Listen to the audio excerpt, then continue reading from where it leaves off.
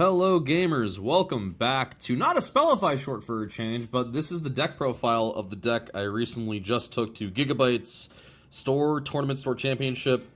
It actually got the whole way, the whole kit and caboodle. A whopping 6 people at this event got to first place, and of course have the Soul Core to show for it. Not gonna lie, I was extremely disappointed. For one, thing takes like a million years to actually slide out of the box, but also, like, okay, Bandai, come on, the core should be able to fit in here. It should not be, it should not be rattling around in the box here. It is a very nice paperweight. I worry it might damage cards, but it's cool. And also, just to show off the other prizes, top 16 pack, the Hydra, we had some extra Callistas, and the packs, which I will save for the end of the video, if you want to stick around, and I'll open those up. But, the reason why we are all here is to check and peep the list. It's me, it's gonna be Fable Beast, come on, I'm sorry, I love this deck so much, it got me top 16 in December. Fable Beast is really good, it operates combined on an axis that not a lot of decks have ways to deal with outside of just killing it. So that is good and bad, right? However, the Blessed is the absolute strongest focal point of this deck, so much so that my buddy, you know online as Flamer, my buddy Ederson, if you recognize the name Flamer, it was on the Festival of the Four Guardians. He made top 8 with that mill list. He was playing Ava 1 Control, but also playing the Yellow Ray Nexus, which gives, on level 2, your guys Blessed if they have the Soul Core. And then also, like, Spear of Gaius, which just kept you in the game to an absurd amount. But Blessed is a really crazy mechanic. It's awesome that Yellow gets all of it, pretty much. So I'm just going to dive into the list. We're going to start with the small guys. For the small end, we're on 2 Carbulk, 2 Kachi Kachi. They're both nice. They get to come down for 1 if you have 2 Nexuses or just like 2 yellow symbols out.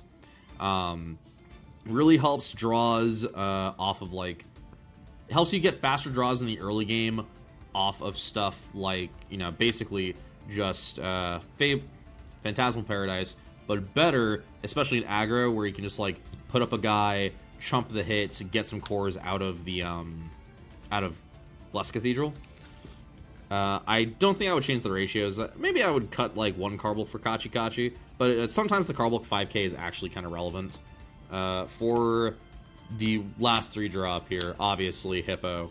Hippo is such an insane early drop. It makes it so that if you're going first, obviously if they have a creature, then it kind of sucks, but Hippo is still awesome because on its own Hippo on its own represents so much advantage on a 3-drop, it's kind of crazy.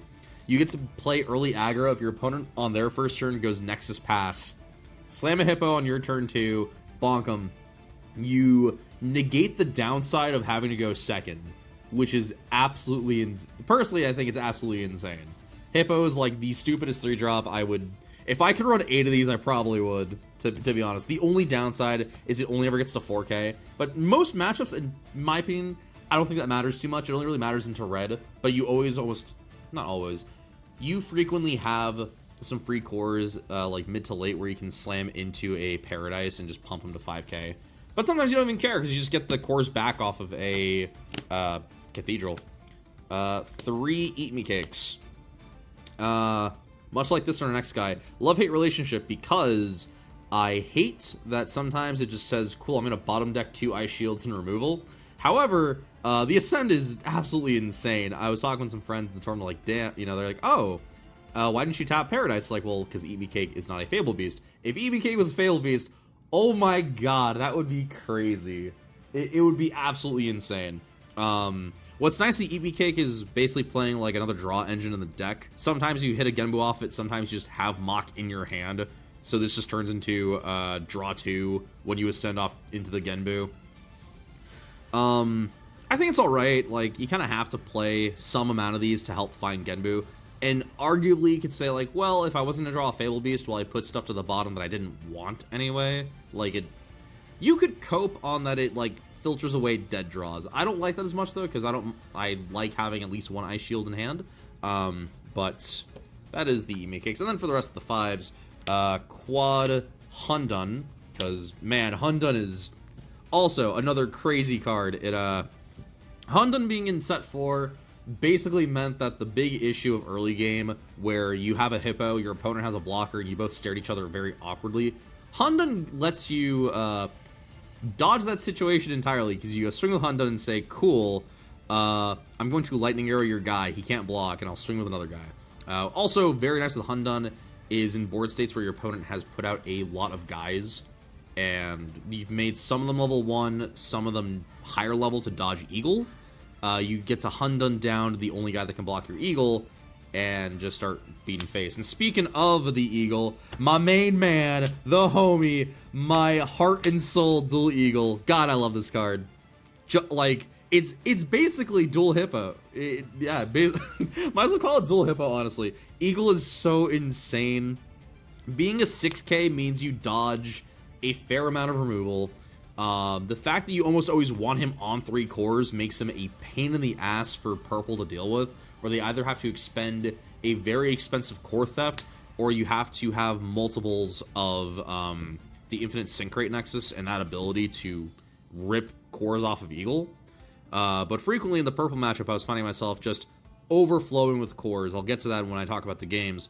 But Dual Eagle is absolutely insane.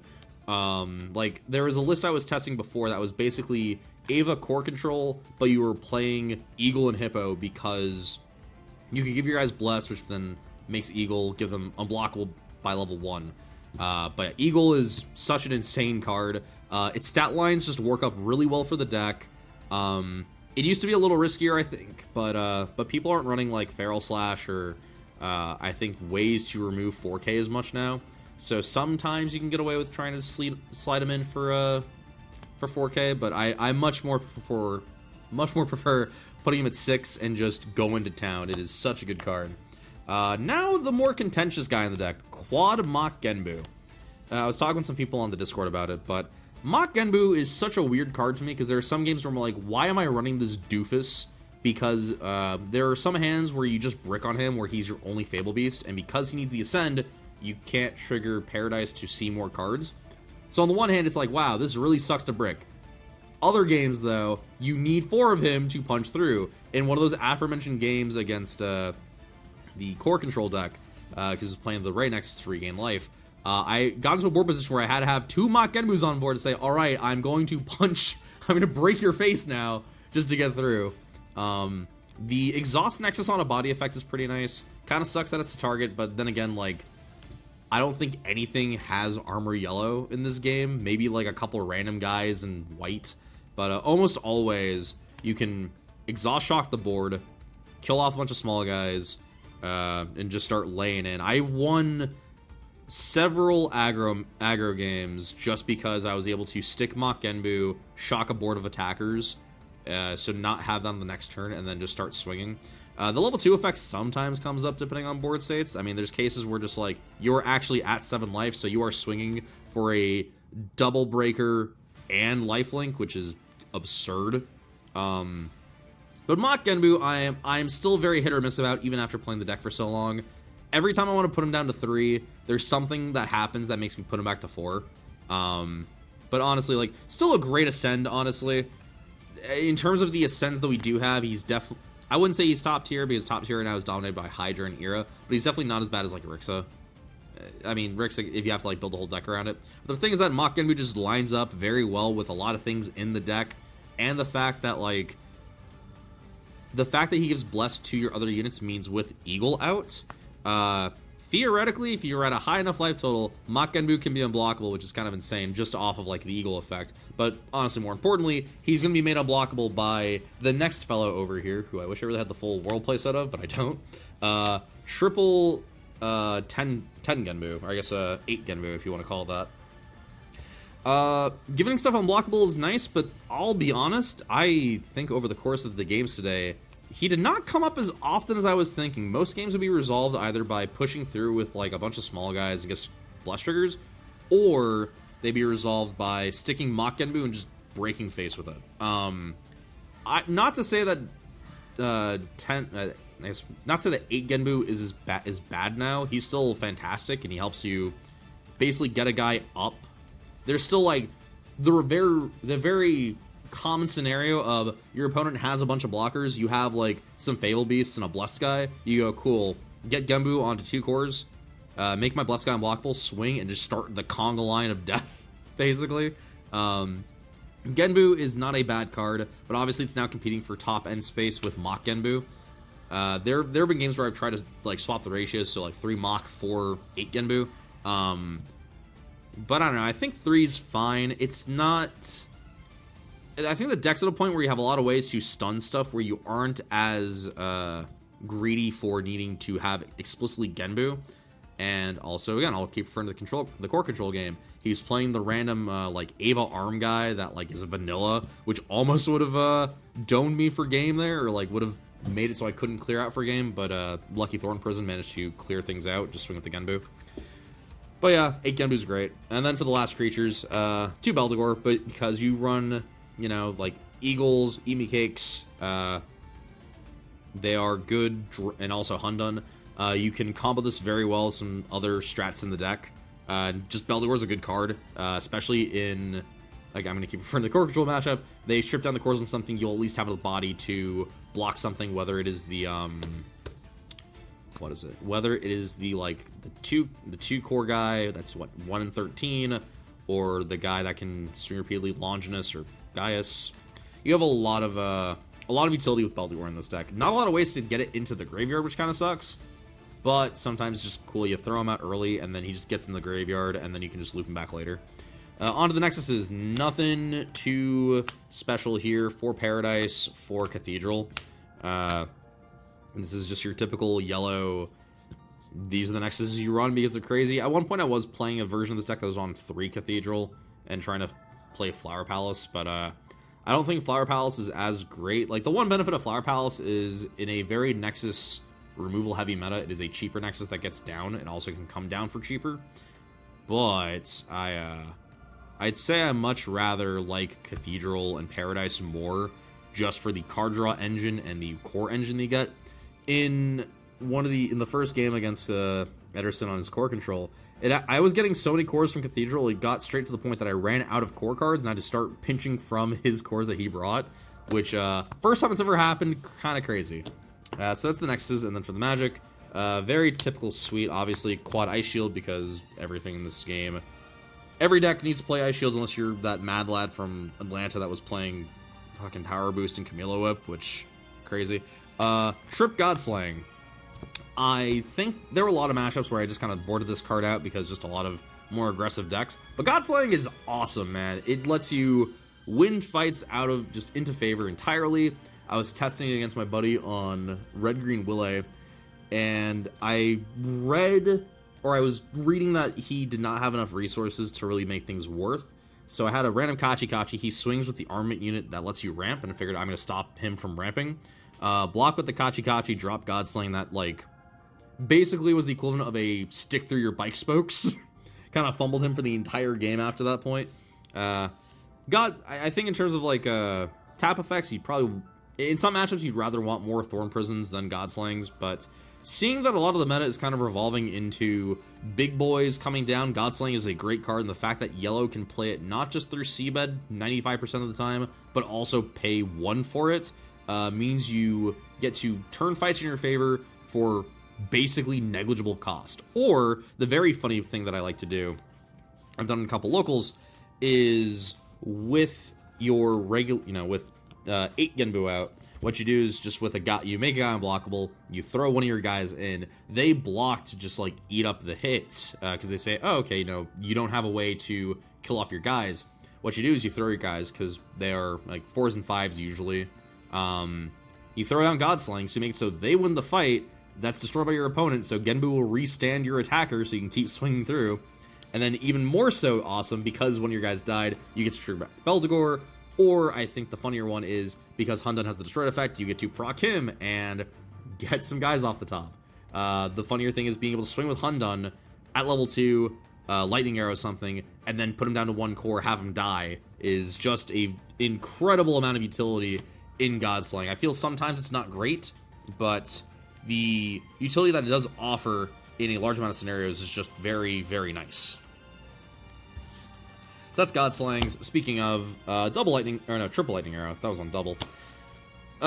It's nice. You get to stop double swingers from coming in. You get to stop larger board states from trying to punch your stuff in. It's good. I feel like I could probably go down and just be on 2 arrow. I was really debating. When I get to the side deck, I'll kind of explain what I mean. But lightning arrow, great card. And finally, the last of Magic's double Thorn Prison, because we are definitely more of an aggro deck, so we want to be able to punch in. And the spicy tech for this, Deadly Balance. I was running 2 Counter Sword in the slot before.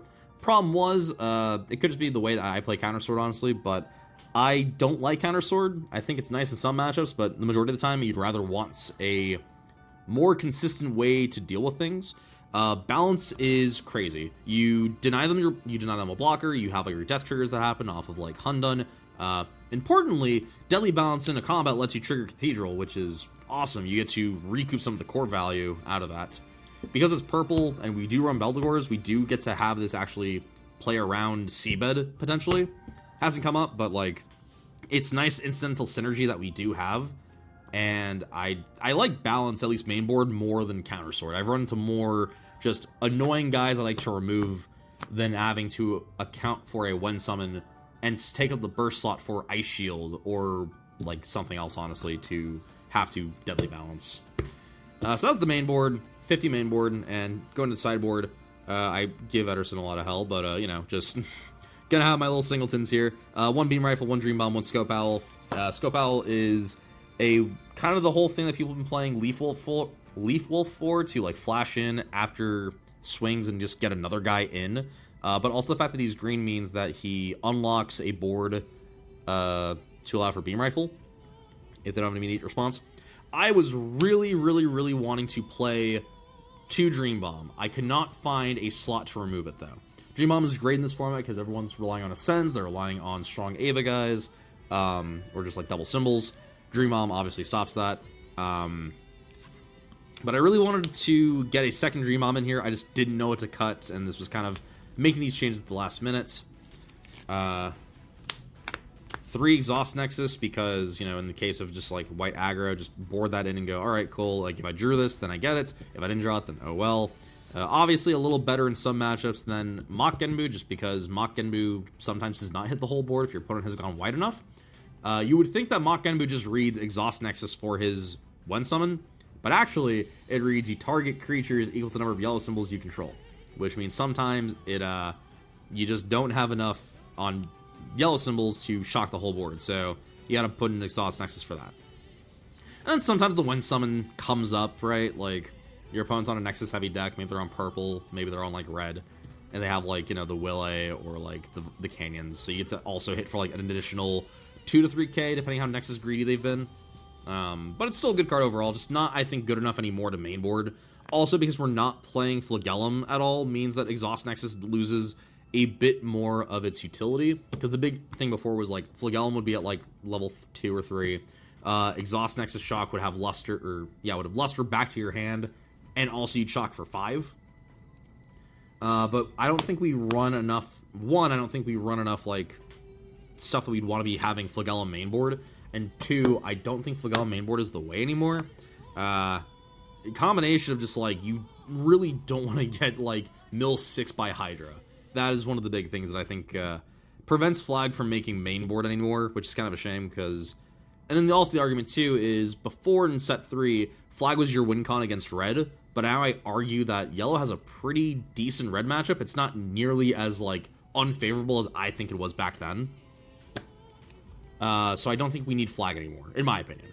And then finally, speaking of, Counter Sword, because all the When Summons, and 2 Ryuts, because the Fable Beast type lines up very well, as well as also being a combination of a lot of things. If your opponent's on a lot of bounce stuff, then they can't bounce it back with Ryut in play, because he also protects himself. And 2, prevents your opponent from Seagorm Noving during their main phase, which is killer. I really don't like Seagorm Nova getting to heal to full health. That's my job. Only I should be allowed to heal to full. But yeah, Counter Sword for the summon matchups. Ryut is, it just happens to be very good tech. Also, the fact that he makes so, you know, you can't get Dream Bombed means that Mach Genbu gets to have a lot more protection. Not just being unblockable from Big Genbu, but just being able to not be bounced is pretty sick, honestly. So, that was the list. I'm very happy with how it did. I'm very, very happy on the swap of Deadly Balance out for Countersword. This put in so much more work than I've ever seen Countersword put in. The only funny Countersword story was basically Yaddle locking a friend who went all rune, spin it to the top, all rune, spin it to the top. So that's funny, but in terms of the actual games, I very much like Deadly Balance more. Oh, because I just realized after finishing the recording, I never actually talked about my games. Round 1 was versus Purple Serpents, got that 2-0. Nothing, like, super crazy in that match, just, like, general, hey, just gonna make sure, like, stop him from popping a lot of stuff with a Costume Artist and being able to attack, to just kind of deny resources. Round 2 is versus Willy aggro. That deck gets really, really quick. The Willy Nexus is really insane just for the mana discount it gives. And I found out afterwards he was playing it wrong. Like, he was doing, I think, like, he was just counting as the red symbol and not the red and green, which is absurd. There were some very close calls, but we still got there 2-0. Round 3 versus my boy Ederson Flamer on the EVA 01 core control, playing the, what was it? He was playing the Ray Nexus for the Bless triggers. Got that one 2-1. Admittedly kind of scummed it in time.